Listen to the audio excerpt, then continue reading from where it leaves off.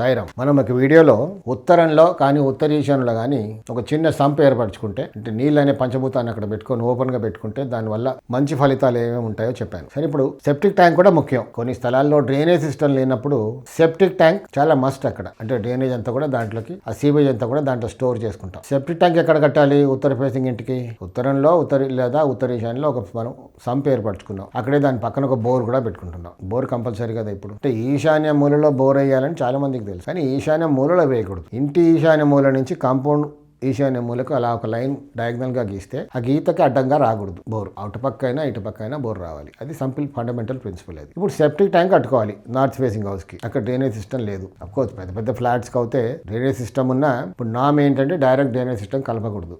Septic tank 2 సెల్లార్లు 1 cellar ఉన్నా అక్కడ తీసుకెళ్ళాలి. సీవేజ్ అంతా అక్కడ కలెక్ట్ చేసుకొని అక్కడి నుంచి డ్రైనేజ్లకు పంప్ చేయాలి. అదొక నామ్. అసలు డ్రైనేజే లేదు ఇండిపెండెంట్ హౌస్కి.